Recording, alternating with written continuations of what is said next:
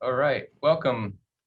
Welcome to you all, and thank you for coming to the Storytelling for Social Change virtual series. I'm happy to welcome our guests, but I'm going to turn it over to Scott Hancock, who's going to be doing the introduction today. Hello, everybody, and good afternoon. And I'll give it a shot in the language of our speakers, Midway. Good afternoon, and I have the pleasure of introducing the two of them. And I'll introduce first Dr. Eric Medushabandi. He has his PhD in social political science from the Louvain Academy in Belgium, and he's got a lengthy resume, so I'm not going to introduce all the things that he has done and published, or it would take up way too much time. So he's currently a lecturer of political science and international relations at University of Rwanda. And for our students here at Gettysburg, lecturer basically means he's like the equivalent of professor here. They just have to use different titles in other places, as some of you probably know. He's also director of the Institute of Research and Dialogue for Peace, which began in 2001 as an independent think tank and peace-building organization. He's published and worked in an impressively wide variety of fields and countries on things like crop intensification, the Rwanda Peace Education Program for including peace education in the curriculum in schools in Rwanda. He's now directing a large project called the Mobile Arts for Peace, which is an art-based approach used for improving teaching and learning. He does peace building in communities and families. For 12 years, he's also been training political parties in Rwanda. He's currently chairperson of the board of directors of Media High Council and the Rwanda Broadcasting Agency. Examines youth political culture. And I tell you all this stuff just to, the range and depth of what he's doing as I read through this stuff was just remarkable. And he's published in mainly public policy analysis, including memory policy and post-conflict societies, democratization processes, reconstruction, state building and nation building, conflict, transformation, and resolutions. And so much of that would connect to things that we have struggled with and are struggling with in the United States, of course, but from a lot of different variables, as well as some similarities. And of course, he speaks at least 4 or 5 languages. And I also like to introduce Sunday Justin Nazitatira. And Sunday and I know each other some. I had the privilege of spending a week and a half in Kigali, Rwanda, 2 years ago with him and some Gettysburg College students, as well as some time here in Gettysburg about a year ago. And Sunday was born and raised in a poor family, came to Kigali for higher studies through a Generation Rwanda scholarship, which is for former orphans of Rwanda. And when he graduated, he told us about this and we were there as well, telling us his story. His intent was to give back to his community. So he started an organization called the Bridge of Hope Rwanda, which came into existence in October of 2012 in the village of Nyamagabe, and correct me if I'm pronouncing it wrong. And so this organization has been focusing its efforts in the Nyamagabe district by carrying out a variety of development programs for women, orphans, street children, adolescents, farmers. And the ultimate goal of Bridge of Hope is to provide economic empowerment, which is really an essential step, as we know, anywhere in the world to break the rigid cycle of poverty. And so Sunday teaches technical skills, allowing independence and freedom. After training, the organization offers employment and payment to the artisans who create these really beautiful products, traditional Rwandan products, clothing, baskets, purses, backpacks. I have one. I forgot to bring it up here so I could show you. It's beautiful that they made when I was there, and we paid them for that, of course. And 100% of the profits go back to the women and in developing Bridge of Hope.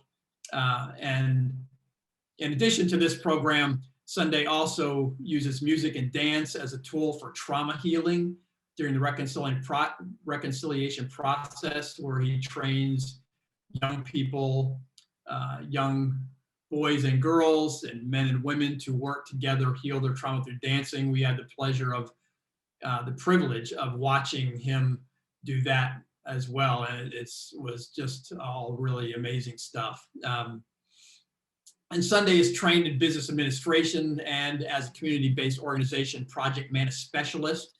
In addition to studying nonprofit administration, his professional experience have focused on working with community-based organizations, small and big cooperatives for women, as well as NGOs. And I look forward to a great conversation with them. We're really fortunate to be able to connect with them through this time of COVID. At least we're able to do this via Zoom. So I'll turn it back over to you all. Thank you. Thank you very much. Hey, everybody. So it's our pleasure to be here. And then good to see you, Eric. And then Good to see you. I think I would like you to start and then kick with our topic of today. So that we'll maybe share 20 minutes each to 30, and then we give time for students to ask questions. Good, thank you very much. Okay, happy to be here and honored really to address my talk to this interesting audience, young people, young students. And I'm talking from Belgium. The lockdown found me in Brussels now, and but I came just last week. So Sandy, thank you very much, and thank you for the organizing this. Thank you for Holly to connect everything. So I'm Eric, as said. I'm a political scientist by training. I've been teaching political science at the University of Rwanda.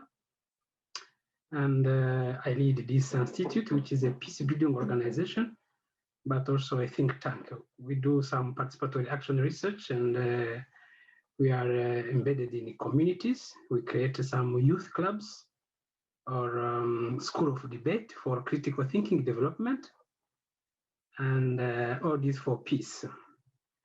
So I want maybe to bring a few highlights on the background. Where is Rwanda? I can see maybe many of the audience participants maybe doesn't know even where is Rwanda. I don't know. So Rwanda is in Central Africa, a very small country,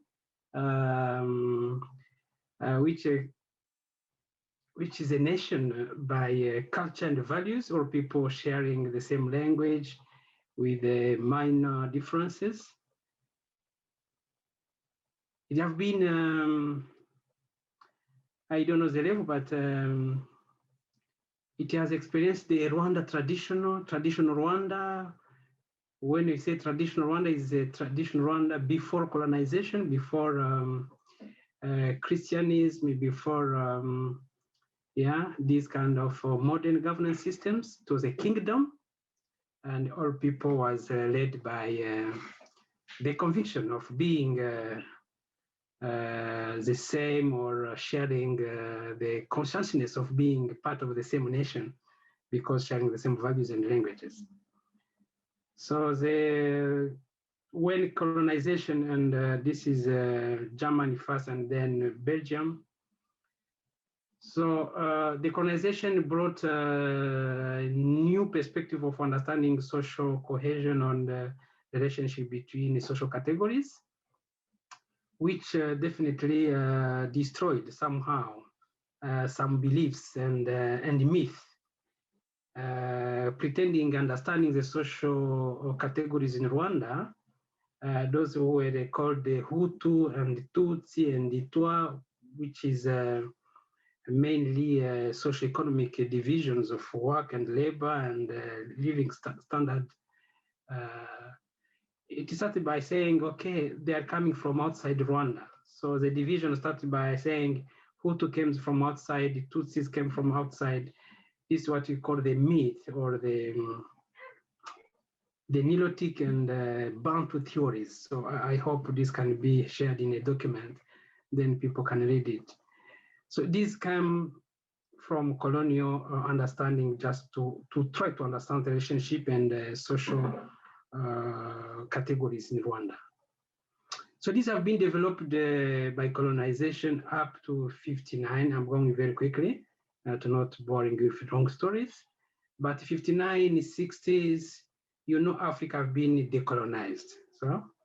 So which is another phase of the Rwandan story. 59 was marked by the destruction of the monarchy system and bringing the so-called republic or democracy with additional political parties, but all this led by or based on ethnicity, not really on citizenship values, you know.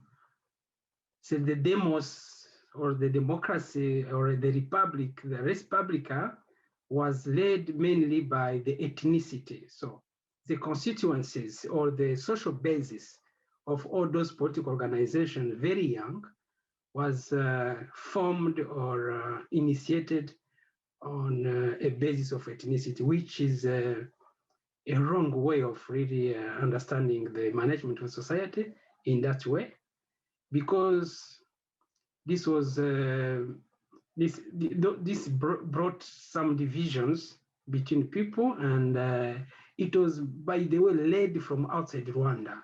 You know, the preparedness, Rwanda was not ready really to go for a governance system which is really democratic and so on. So this phase have been forward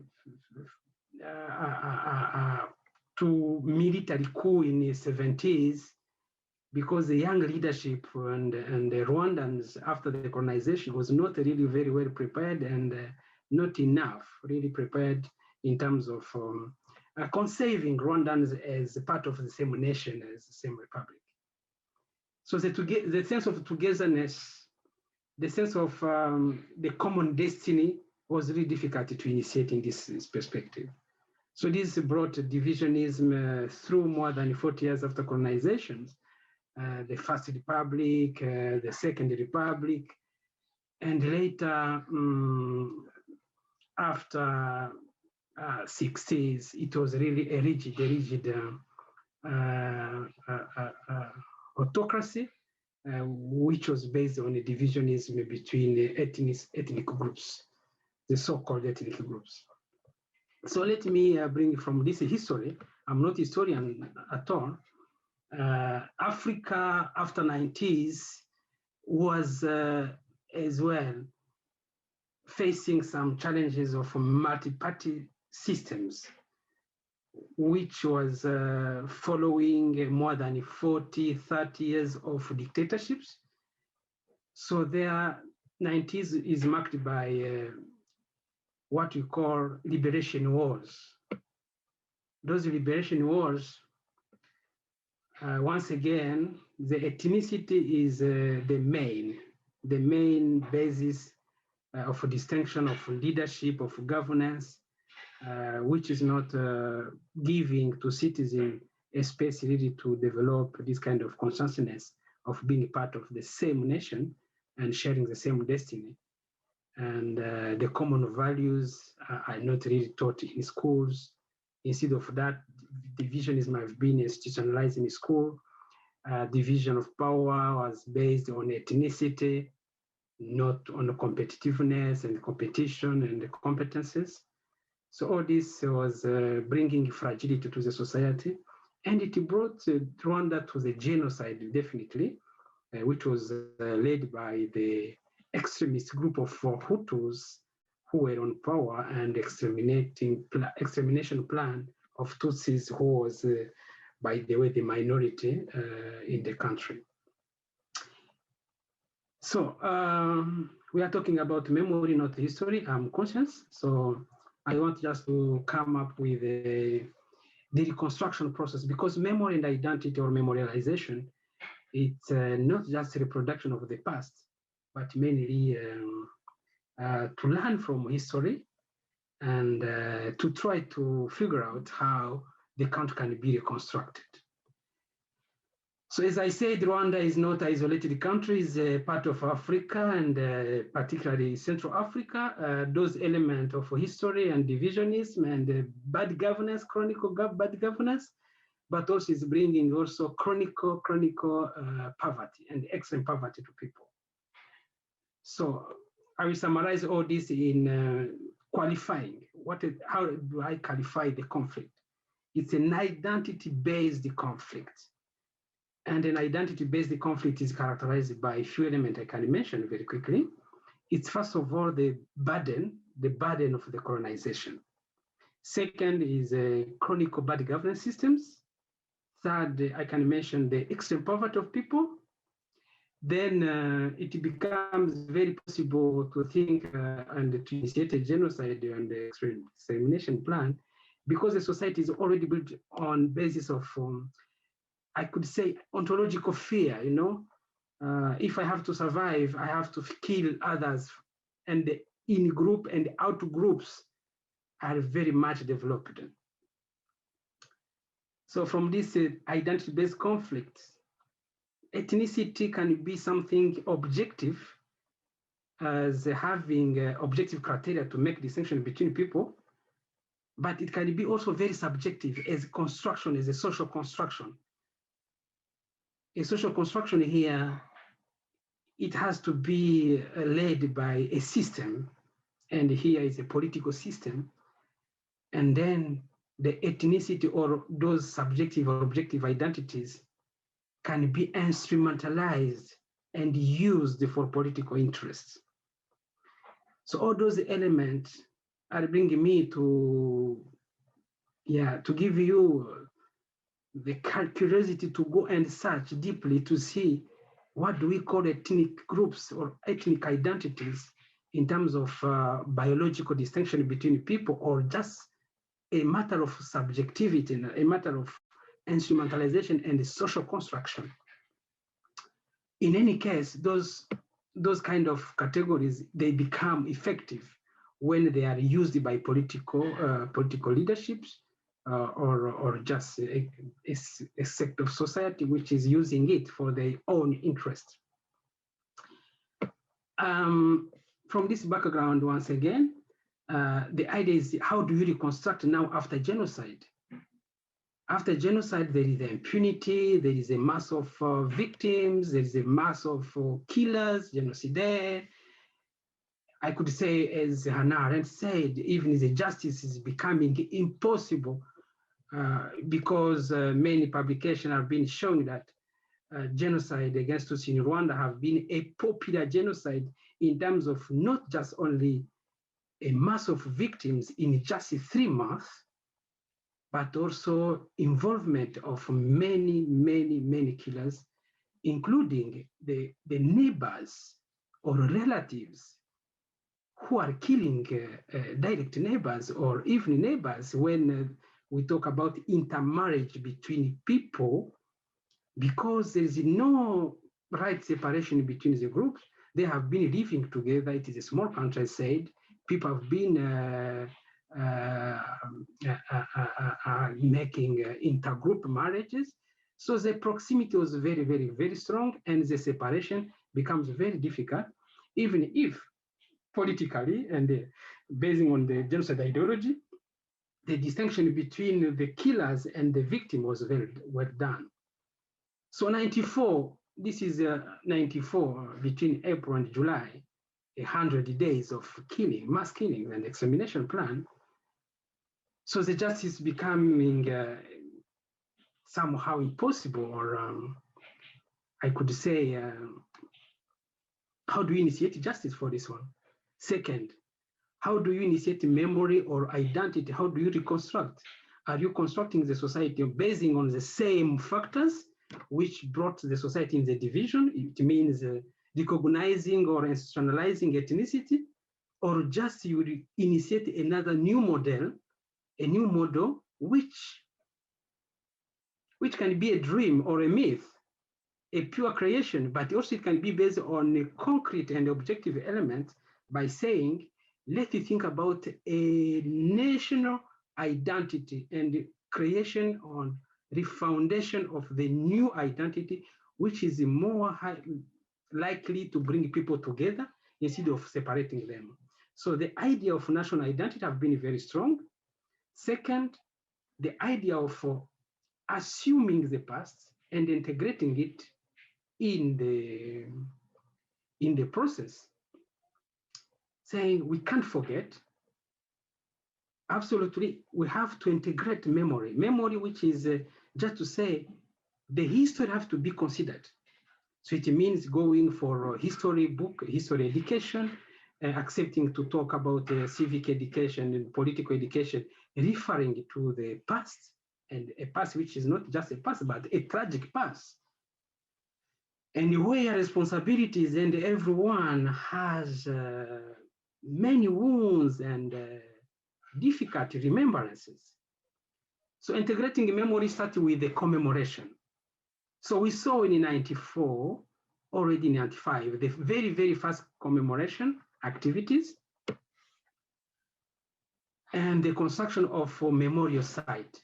So I'm starting already by making memorialization as a concrete business in terms of institutionalizing construction of memorial site, public speeches, yeah, to talk about the past, going back to school and talking about the history. But the question is, what kind of history can you teach to people? How do we initiate a new Rwanda basing on new identities? How do you deconstruct? Because the identities have been constructed as a result of construction and ideological construction. So you have to initiate a deconstruction process.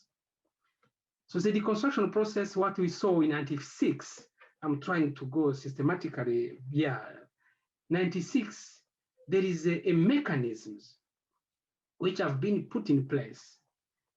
I don't know if I can say it, I write it in the chat, is a ingando, which is abusively translated as solidarity camps. It means you bring people together, they leave their homes, they go in a center, training center, or in a garden, just to receive new lessons.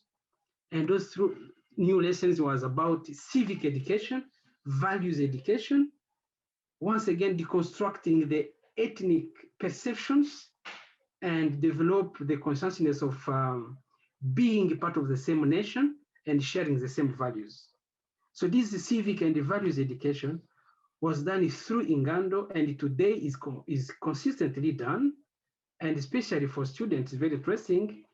Every single student after secondary school, before he goes to the university, he has to pass by these solidarity camps or training centers, where you learn about the history, and here the history is, I could say, the truth about the history. I know this is very problematic. Who decide in politics what we mean by through history? And who decide that this can be maintained in the curriculum of history education or not? All this debate have been led by the government. The government, we are in a post-genocide society. We are in a victory, in a military victory after genocide. So the government in place initiated a new model of trying to reunite. Unity and reconciliation have been a policy which is a transitional justice mechanism initiated already in 98. The transitional justice mechanism can include one, unity as a model, reconciliation, which passed by justice. I told you that justice was quite impossible because of many of people who have been involved in killings or just double standards in this way. So it was impossible to wait for international community and set international court.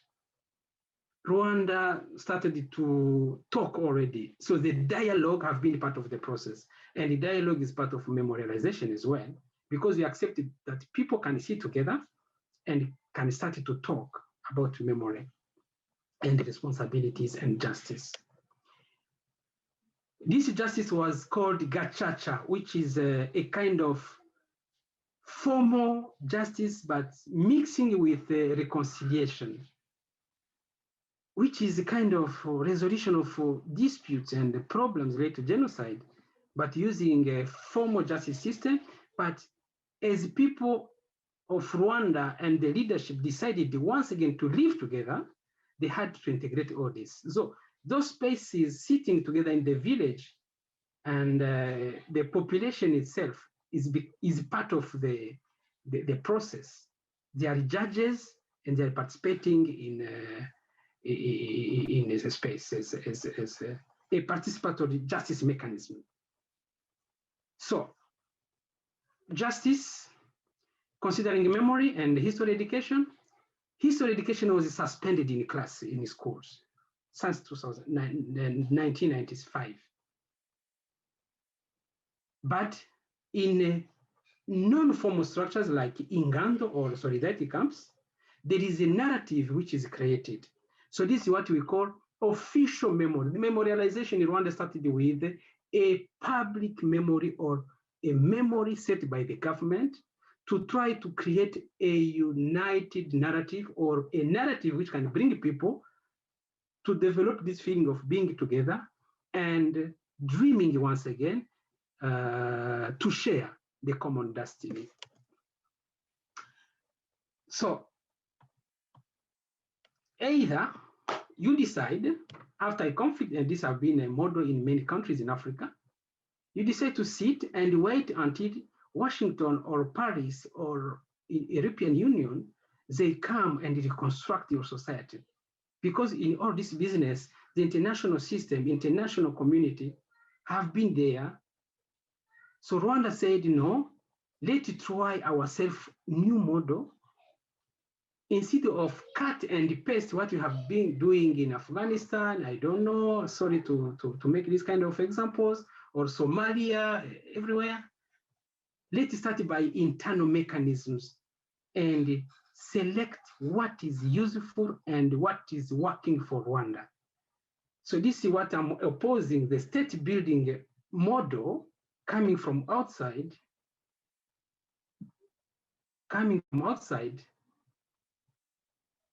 and saying, no, let's go for nation building. Those are the two models of reconstructing a society after conflict. So Rwanda have been selecting some element from state building and maintaining nation building as very crucial.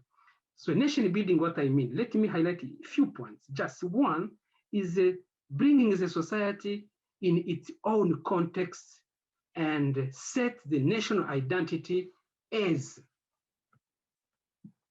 a core objective. Second is integrating the past or integrating the memorialization in the reconstruction process and integrating justice. And when you embrace the national building here, it means you accept that every single citizen must be part of the process. So it means you have to educate people, you have to hear and let them heal the past and express their wounds and express their conflictual memories. So I'm at the point where I highlighted already the official memory or the public memory produced by the speech, by the memorial site, commemoration, by the government, but there is a group memories which mainly produced by groups. It means, for example, survivors groups or relatives and families from genocidal or killers, for example, or those who came back from different countries after 94, coming back from exile in 94. So all those group memories are formed, but at the same time, there is a kind of individual memories which are conflicting with what the government is saying, are conflicting with the social memories. So the memorialization is passing by all this. But at the end of the day, there is a debate around how do we create a national collective memory.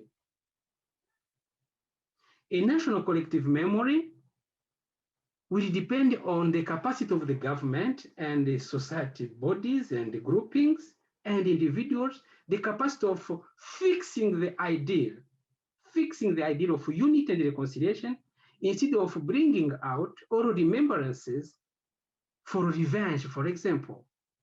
So when the memorialization is not fixing those principles and ideals, memorialization can produce the circle of conflict, and finally you will not reach peace. So the memorialization process have been in this way.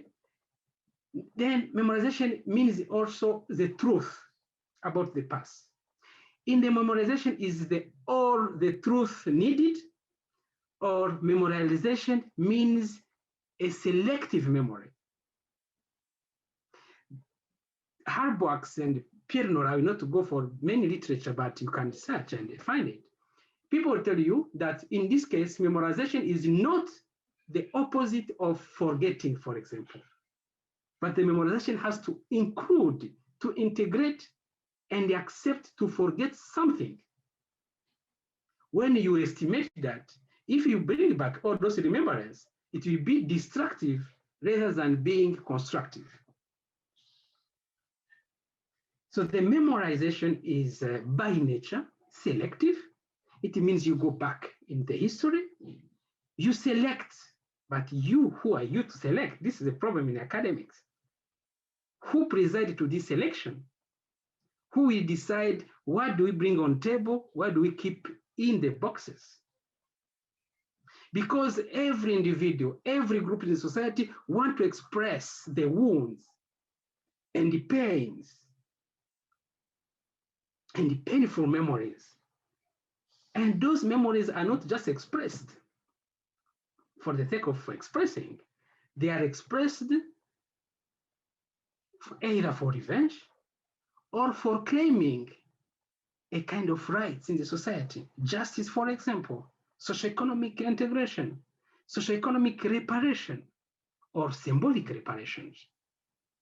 So memorization is bringing all this. How do you manage all these businesses? Memory is not the reproduction of the past, but it's a selection by nature. So I could go for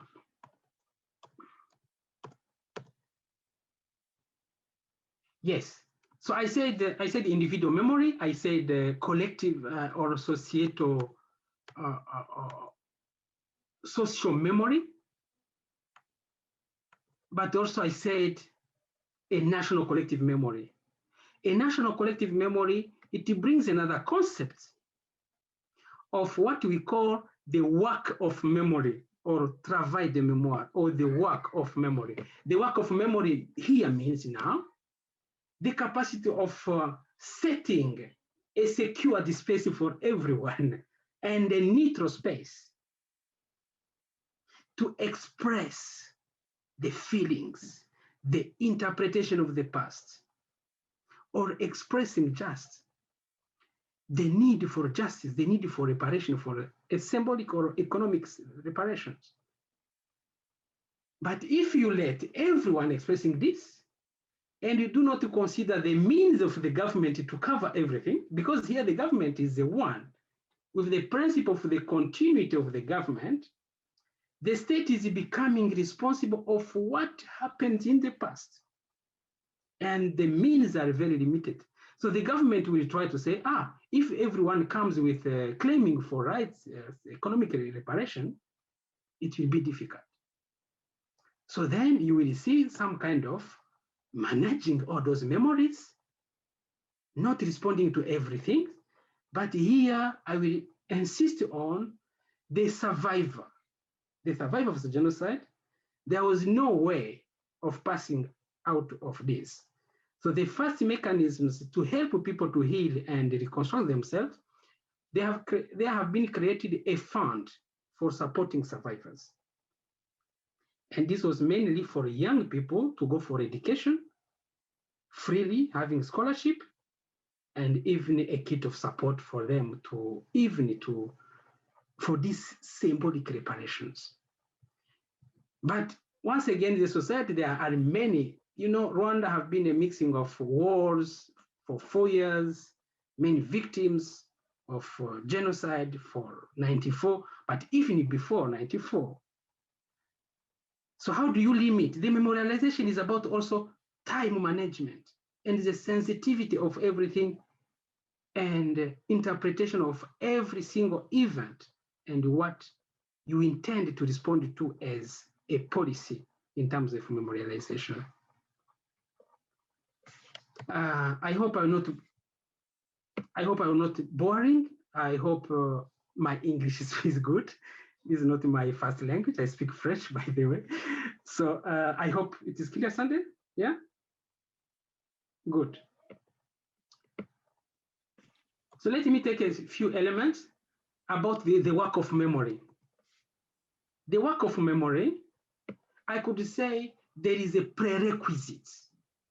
There are a prerequisite to allow people to sit together and let everyone express his feelings or his memories. One, you have to create those neutral spaces and independent spaces. Second, to train those who will lead the dialogue. And here, which is very delicate, is to talk about the dialogue of memories, because all memories are not the same, because memories here, we have memories of survivors and memories of genocidaires and their families, or those who are coming from outside Rwanda who were not there during the genocide. So the dialogue is very problematic in this way, but it's the only one way of let people heal and express their want, okay?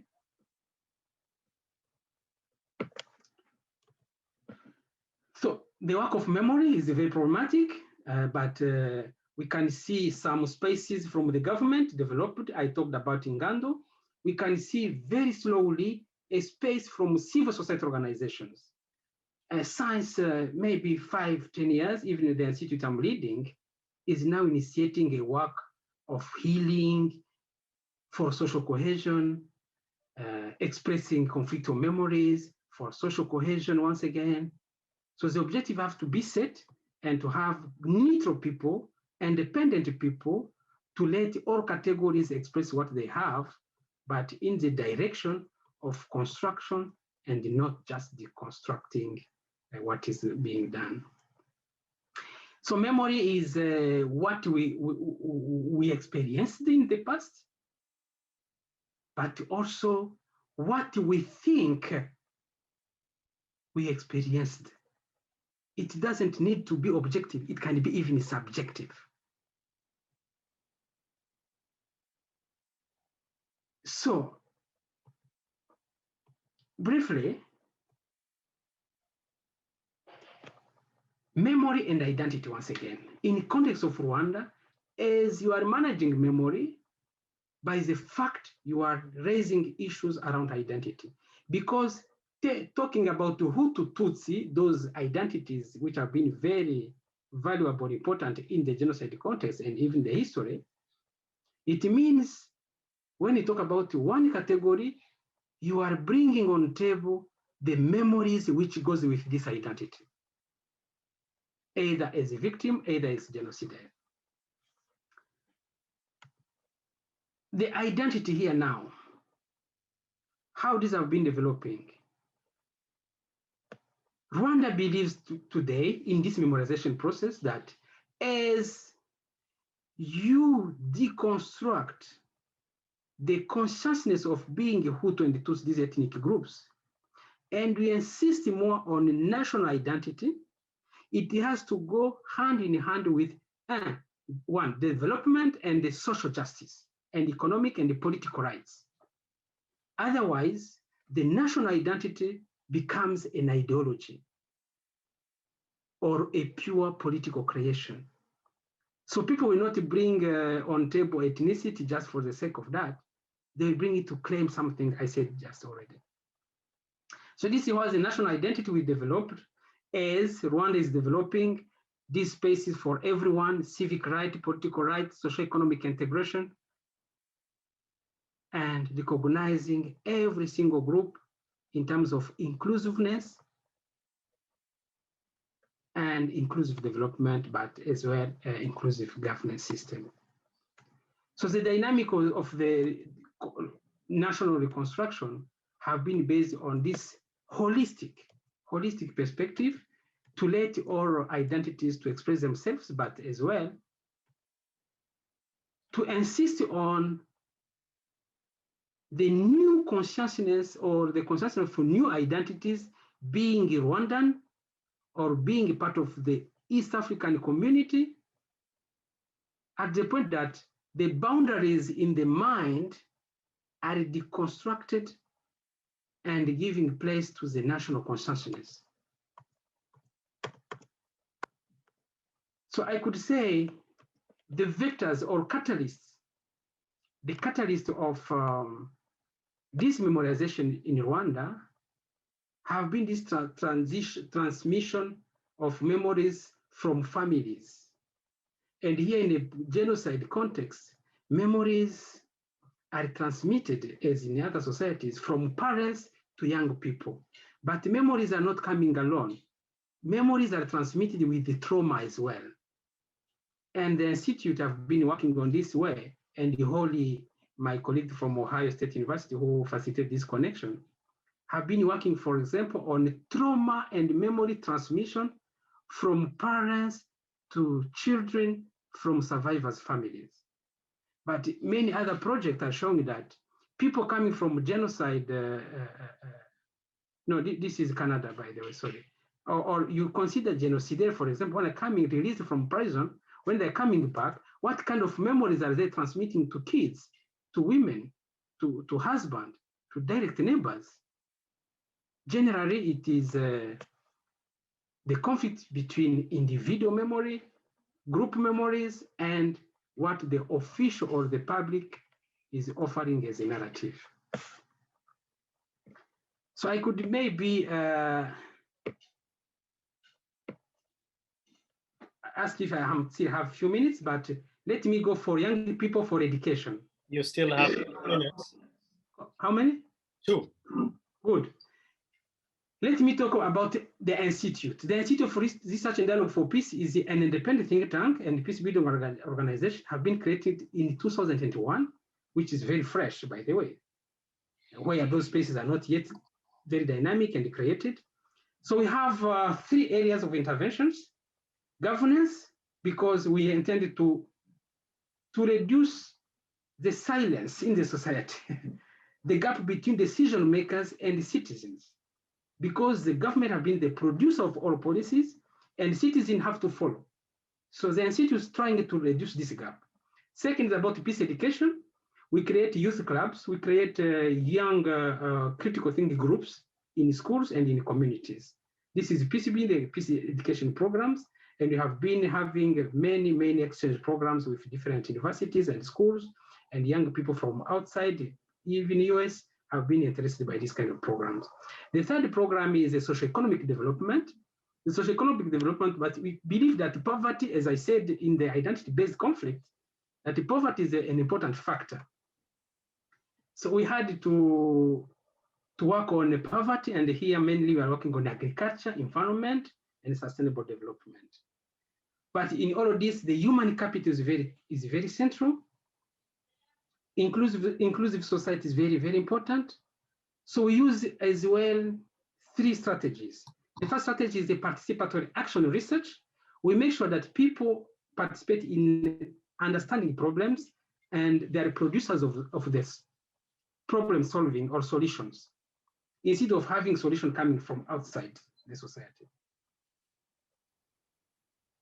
Additional to that, at the end, we say, okay, now let's set community dialogues in communities, because people need space to express. Genocide, the consequence of genocide is really to bring people silenced. And people are not really confident to talk about this past and the conflict. So IRDP, the institute I'm leading, have been having a 20 years now experience of bringing people together. We create a space, we train the dialogue facilitators, we set the rules of the game, and the dialogue is just dialogue for dialogue, expression, but dialogue for consensus.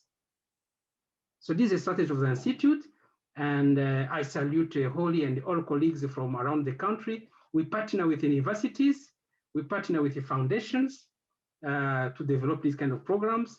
You said the Mobile Arts for Peace is a very lovely program, which is using art today art is helping people to heal.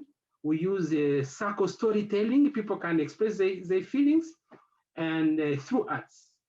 So this can be shared as some audiovisual documentaries, very briefly, and you can look at it. So I hope this kind of presentation is very interesting for young people in the US.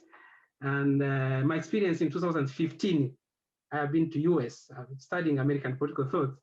When I've been talking to young people, for example, and having these senators and professors talking to me about identity in America and memories, even the driver who brought me to the airport, I had many questions, including a security guard in the museum in Washington. I had this kind of debate in my mind. And looking what is happening in US today is conflict of identity and memories, I said maybe there is a kind of space is needed for young Americans and young Rwandans to share experience in this way. Let me briefly. Thank you very much. I hope they have been clear.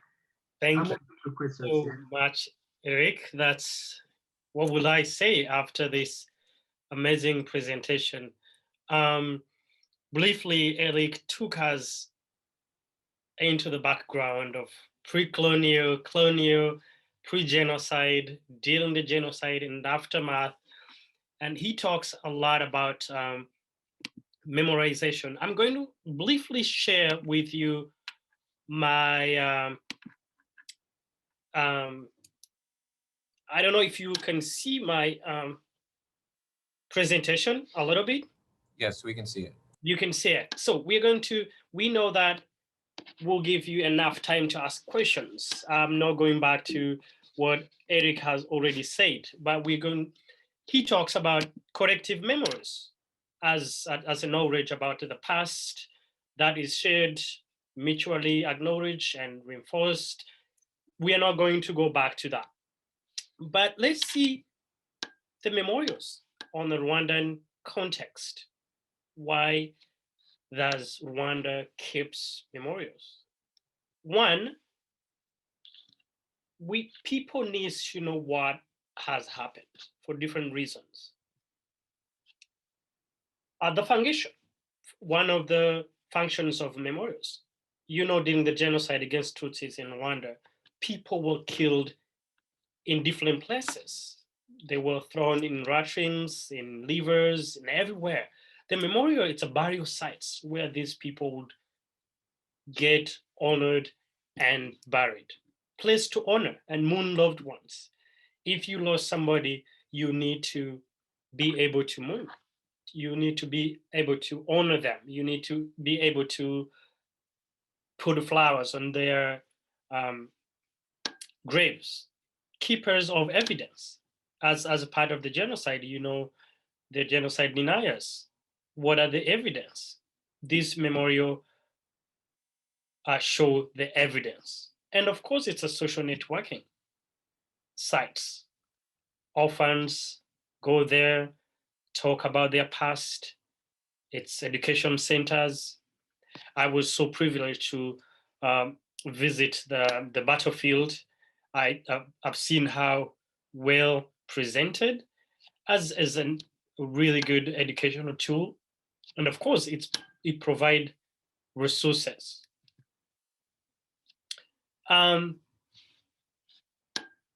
But you can see again them being burial sites. These are interviews that some people were giving comments. We just had to begin lifting the body out, identify them, and clean them so we could properly bury them.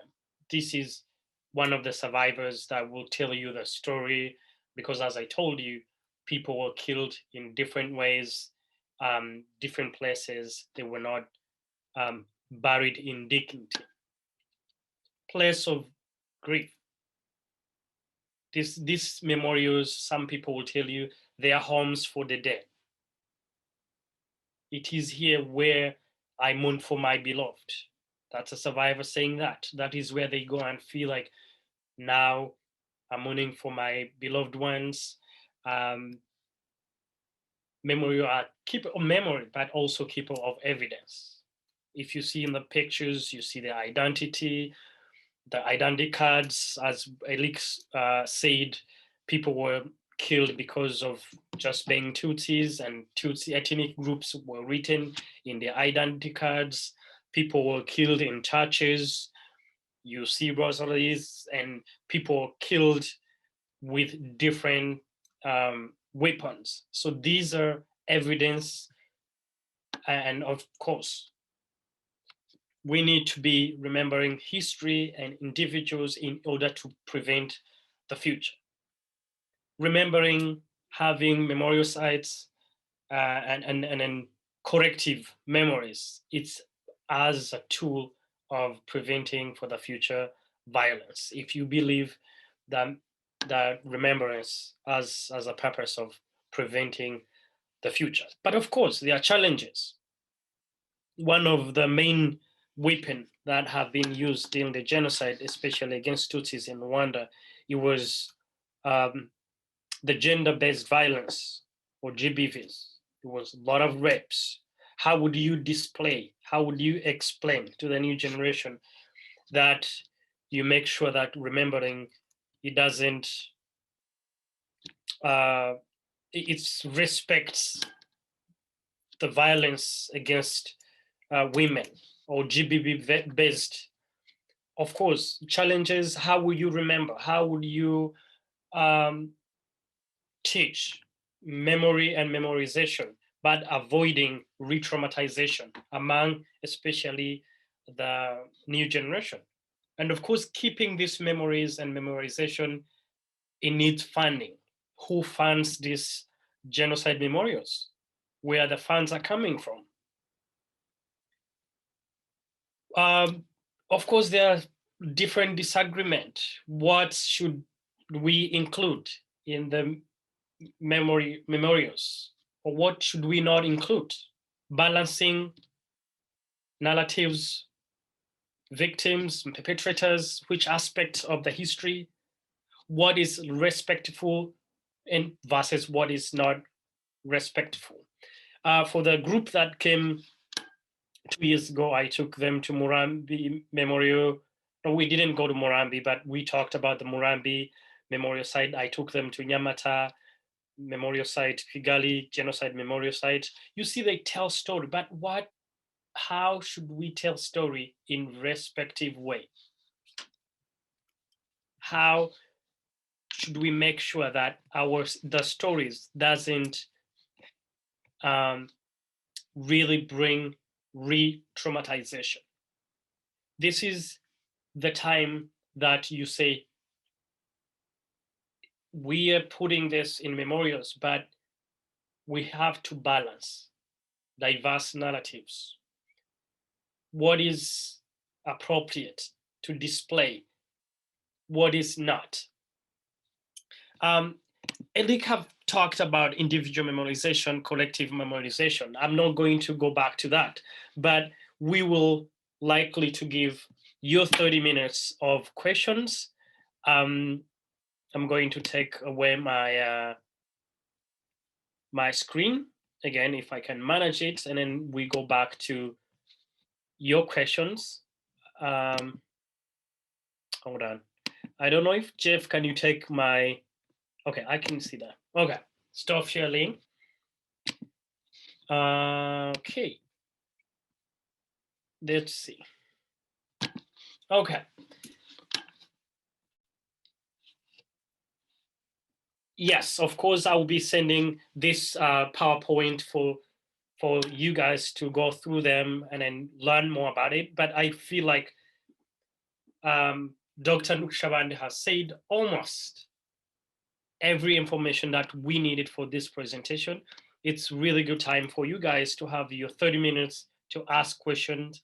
The way we're gonna ask questions, Jeff, you're gonna tell us, you can either direct your question to Eric Ndushabandi or just myself, or either way. I'm going to let this open. Jeff, do you have an idea how we're gonna do this? Yes, so those who have questions can either type them into the chat, or even preferably can unmute yourselves. Also start your video if you want to. and go ahead and ask. Thanks so much for this great presentation, and let's see what questions there are.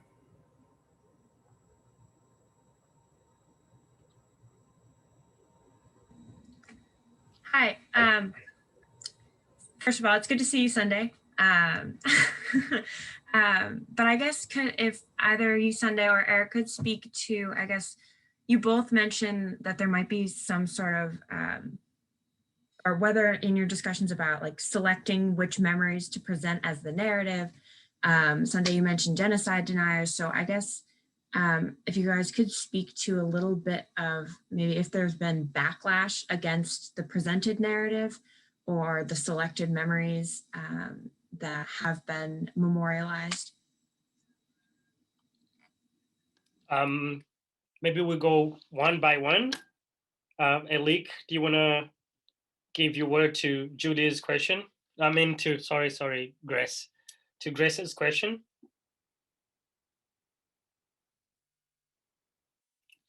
Eric, do you want to mute your camera? I mean your audio.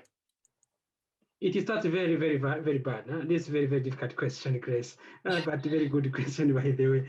It's very challenging as you said, well, what narrative really?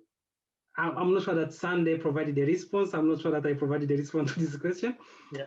But once again, what are the weight of narratives in society? I think I've been very clear that in the society in Rwanda, in a post-war, in the post-genocide context, with the victory of the leadership, the political leadership have been the first one to produce the narrative, the government narrative. So I started by this transitional justice mechanism, accepting justice, accepting unity and reconciliation as an ideal, and limiting revenge, even punishing revenge, and fixing security for all, and trying a society where everyone can have this feeling of being part of the society, and everyone can come back. These have been the very first setting prerequisite, really, to say, when you talk about unity, what do you mean, by the way?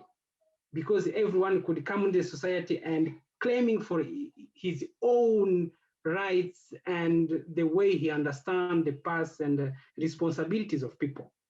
So the narrative is not just a pure creation, it's linked to what we claim in the society.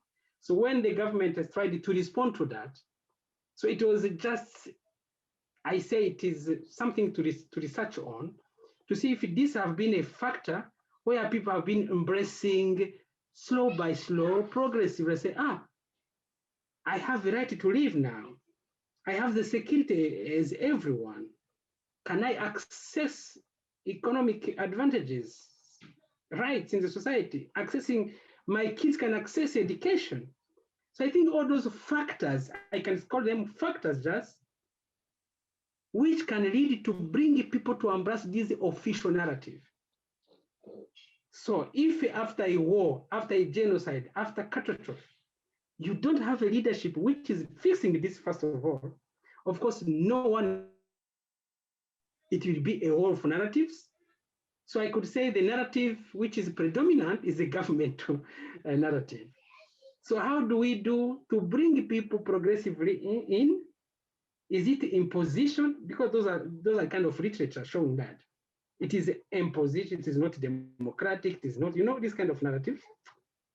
But at the same time, in a society where there is no right, there is no must, and people are not understanding, how do you bring the idea of democratizing all narratives?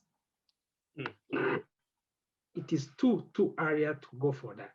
Yeah. But how do you progressively, you open the space for that? I mentioned that very slowly civil society organizations are embracing healing and memories.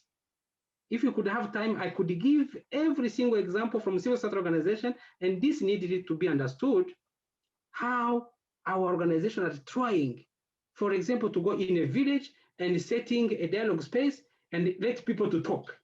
I'm not governmental, there's no police. But how do we ensure that this space will be a space where people will end the day by saying, oh, I'm relaxing, the narrative now, I had from the beginning, it have been deconstructed and I'm embracing others' narrative. This is the idea of empathy. How all those spaces can be. So I could talk and talk and talk, but still there is a narrative of ideology of genocide. And I've been researching many on this. I published it recently on ideology of genocide abroad, because it's very important to mention that those ideologies mainly are coming from outside Rwanda. And social media and the YouTubes are very much used for this. When in internal Rwanda, people are embracing these kind of narratives, very unified narratives, rationalizing, coming out of revenge and the feelings of, but still we still have this kind of threat. This is what I can say, and it is a long journey. Thank you. It's a good answer. Good. Thank you. I'm sure Grace gets the answer that she was looking for. Yeah, thank you. Another question? Yes, what other questions are there? I have a question for Sunday. I'll go ahead and start my video. I know you talked a little bit about how you used music and dance for healing and trauma healing. I'm a music education major, so I'm kind of interested in that. And I wondered if you could speak more about just like what you do in particular, especially with music and what that kind of looks like. Thank you, Alexandra.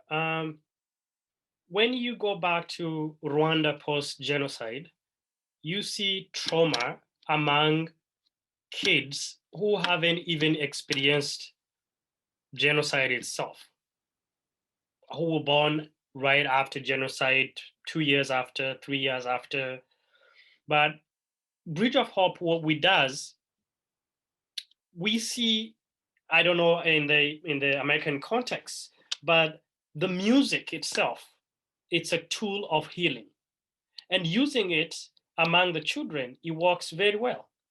I will give you an example. When we started the music program, 2016, we recruited kids coming to our center, very quiet, no talking. You can't even tell what they're thinking.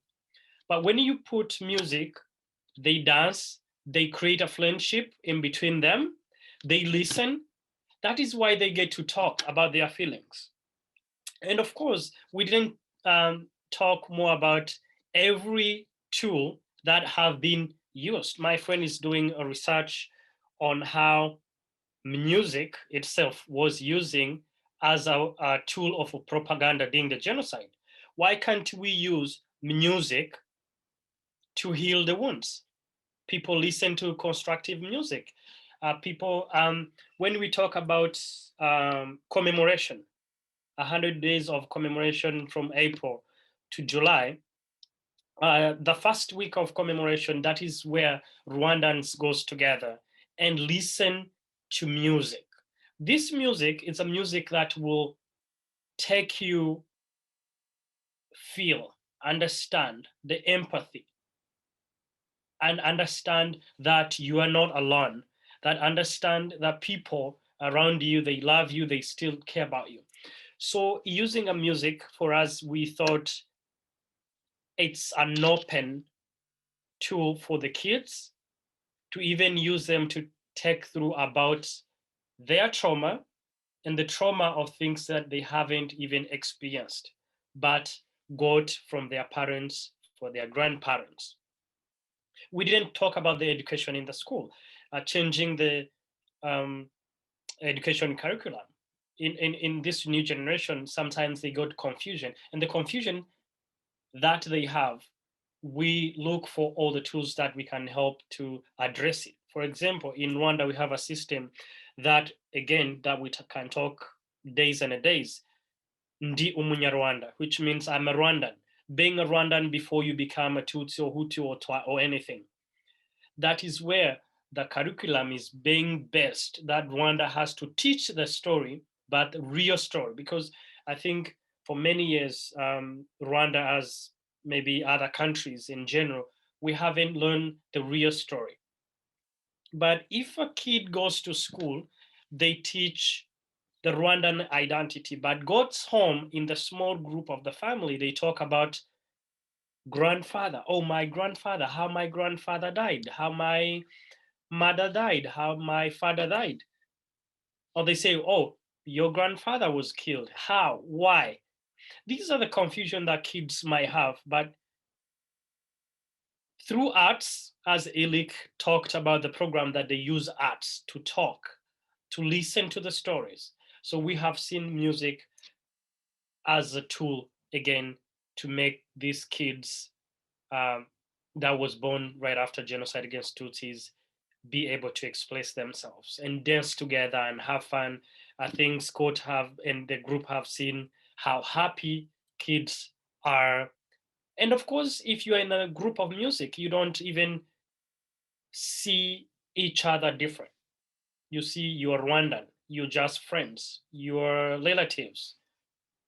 That is maybe what I can say about the music programs. Yeah, thank you very much. Thank you.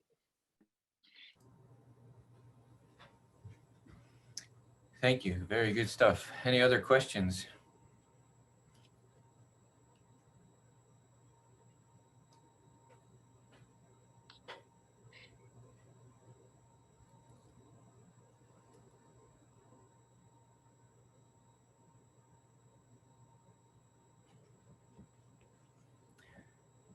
Eric shared some links in the chat, which we encourage you to check out.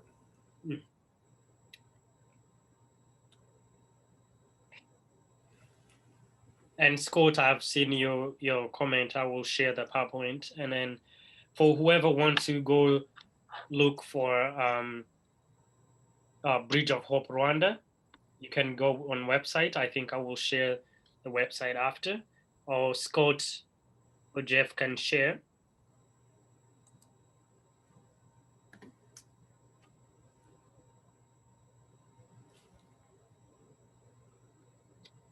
Yeah, if you send me the PowerPoint, I can make sure that all the attenders today receive it, and I can send some of these links. One thing before maybe someone has asked a question. Yep, there is another question, but go ahead first. Yeah, I want to add one small thing. Okay, maybe I will tackle on Emma's question about the trauma through the generation. When we talk about narratives, again, when I visited the battlefield, I went back home in Rwanda thinking, what is the narrative behind this memorial site? What is the narrative behind Gettysburg battlefield? In Rwanda, as any other post-conflict country, mainly you have two options. One option is unite people. And second option, which I think it's wrong options, is revenge. But of course, if you choose uniting people, reconciliation, even the memorization, memorial site will be set in that narrative, in the narrative of willing to unite people.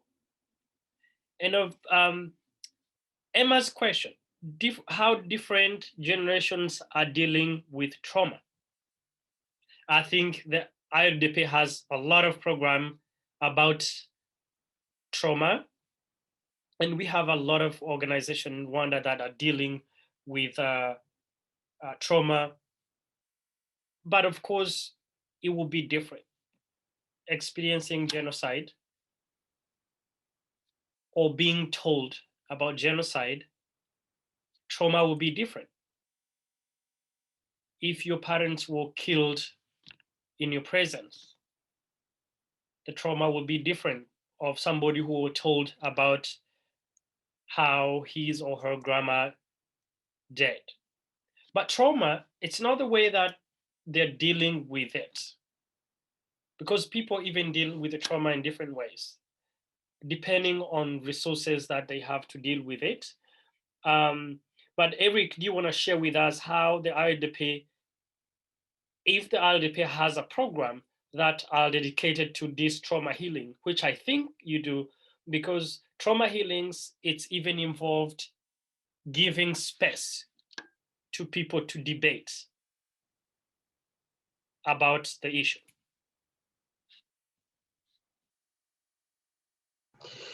Thank you very much, Ma, for the question. And maybe the next talk will be about trauma transmission, which is a huge topic itself and very sensitive, worked on. Yeah, generations. Generation and trauma transmission is an area we work very much, and personally, I link memories and trauma transmission. One is about mapping or defining families, generation by 94 genocide in terms of direct experience. You experienced, you were there, you suffered from, you are a victim, or you are a killer, you are a genocidaire, you are families, and then how these have been transmitted to different generations. And even from this way, you will separate those families living with mothers, for example, raped. We have a huge data about this, and so much silence around women raped or children born from rape. You map this, you found first generation, those who experienced the genocide, but we are now looking at kind of trauma for young people whose family have never been in Rwanda in 94, for example, coming from outside. Because the societal transmission of trauma from cross generations with the social structures, kind of schools, churches, and all kind of sociological milieu are not always ready to go for trauma healing. So these have been silenced for long, and people have been experiencing, and even by culture. Rwandan culture is not kind of people, for those who have been to Rwanda, for those who are not yet will come, we are so very much internalizing our feelings and perceptions. So now, talking about transmission generation, it starts by families, first of all. And the silencing or these wounds and pain, which are not expressed, have been highlighting very much the trauma for young people.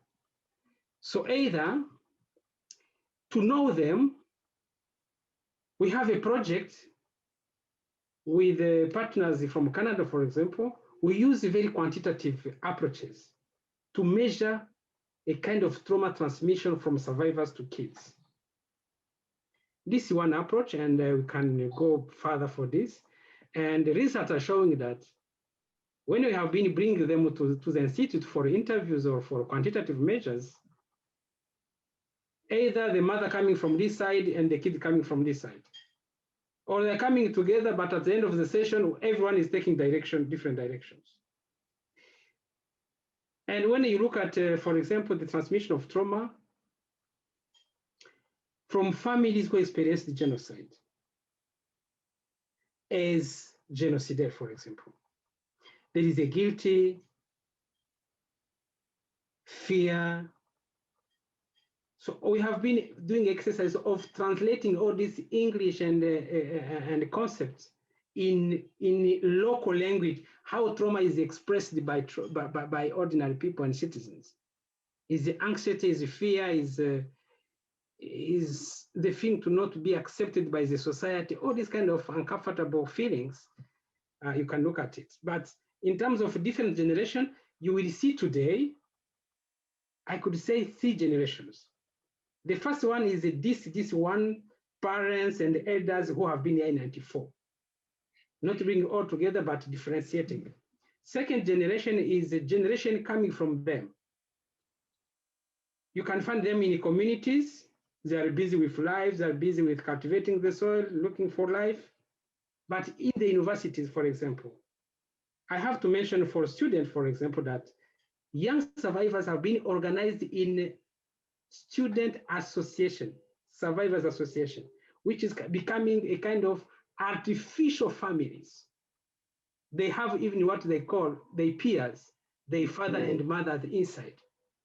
So this experience, I've been working on this and the perceptions in the university communities or school communities. The kind of trauma is to lose all sense of belonging.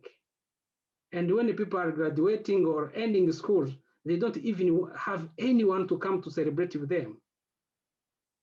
So the trauma is being seen from when people are going out to the university and having the fear and to embrace the society now. I have to go to look for a girlfriend, a boyfriend, you have to go for looking for a job, and you feel that you are alone in the society.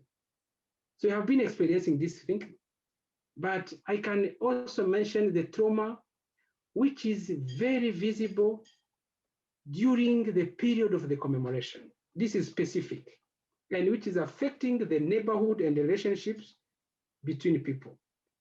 So the period of commemoration, which is starting from 6 April to end July, but importantly in the morning week, it means the trauma is where it is very, very visible when the country is mourning, is everything is shut down.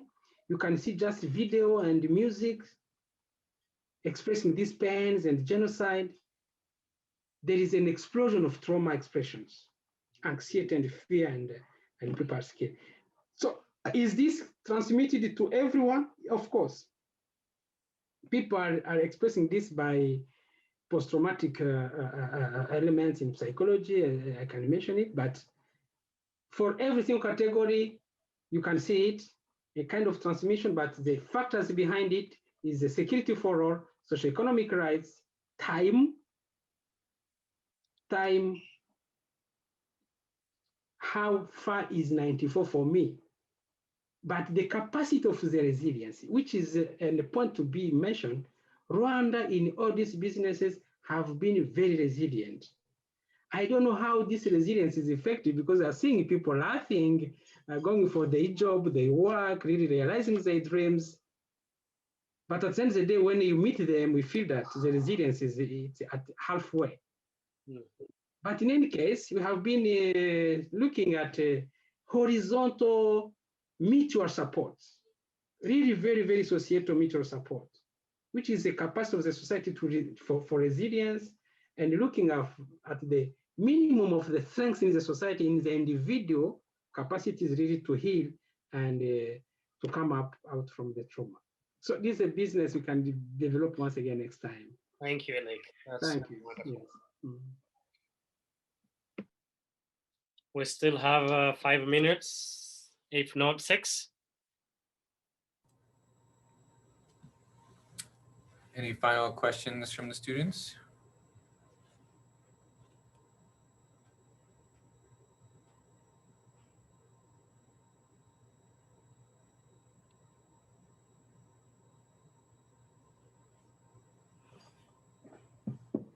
As a professor, I used to say when a student are not asking questions, they can be able to say, we didn't catch anything. We can repeat the session next time.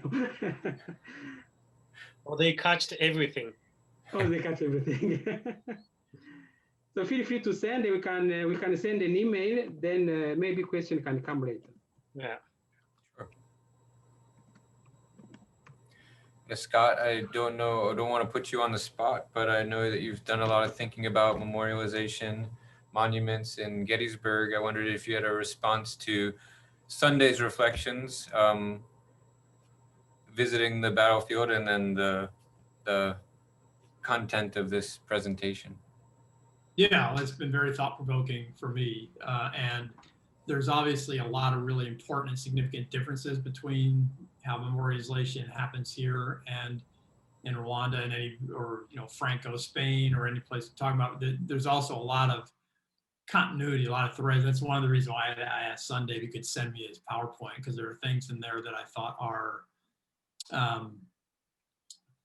some of the quotes you had there about people remembering It's how they honor their dead, remember their dead, because what we get here a lot at Gettysburg is people planting flags for ancestors, but they're not really they're remembering their dead, but it's not really there because they're talking about people who, you're talking about great, great, great uncles and grandparents, people they've never talked to, spoken to, don't really have a relationship with. And I'm not saying that it doesn't matter or that it's not important to their identity and who they were, but it's a very different kind of dynamic than what you're describing.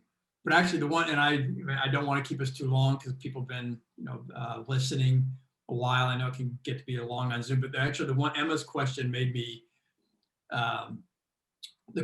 think of is, we know now that trauma gets passed down in your DNA. The science behind that has been building in the last few years.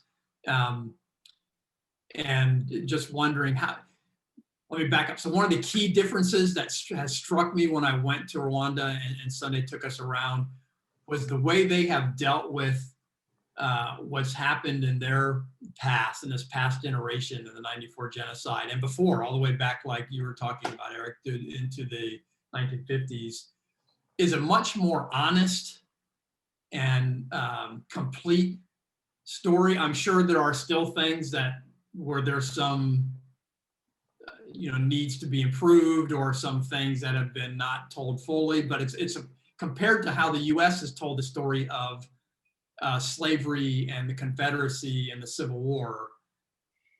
What has happened in Rwanda has been a much more complete story and much more honest story.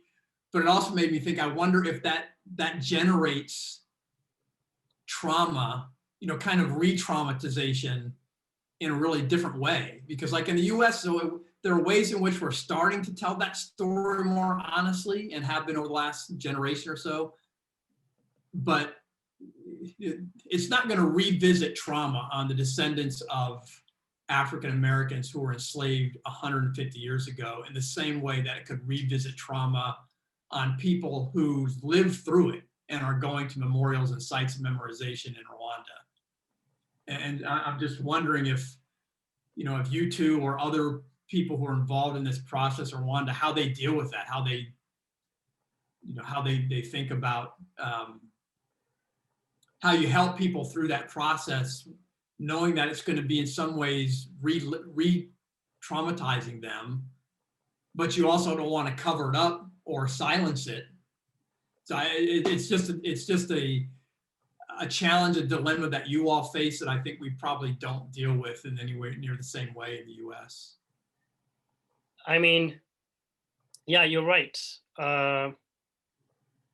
Dealing with the trauma, as Eric said, it's a really big topic that maybe we can have its own hour or an hour and a half talking about it.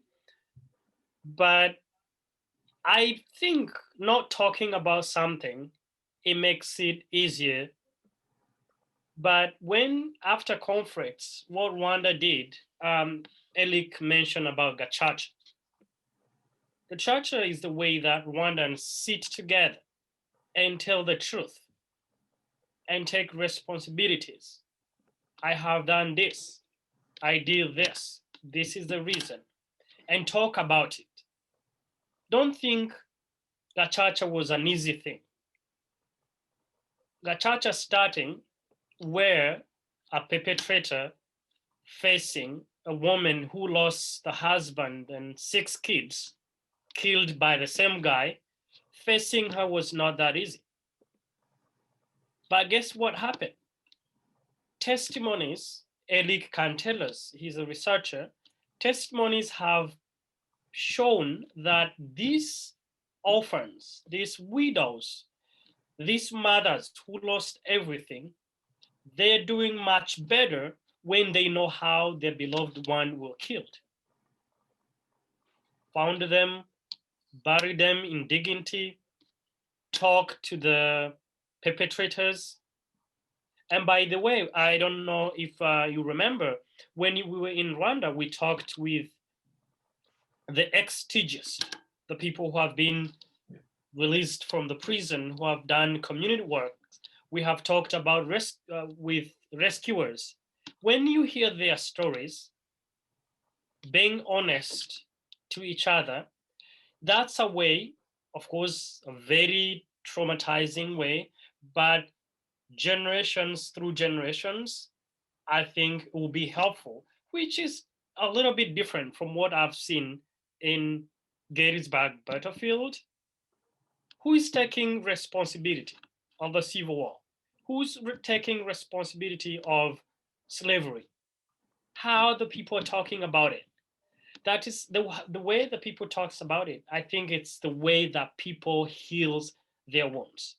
I know maybe it's already time, but Eli can take 1 minute to add something on that issue, how this trauma, I mean, he said it already, but if you have something to add, Elik, you can take 1 minute. So before we let people go to their daily business again.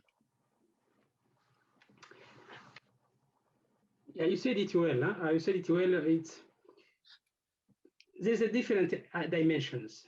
I think going through this, as I said, you have to consider some cultural and societal factors.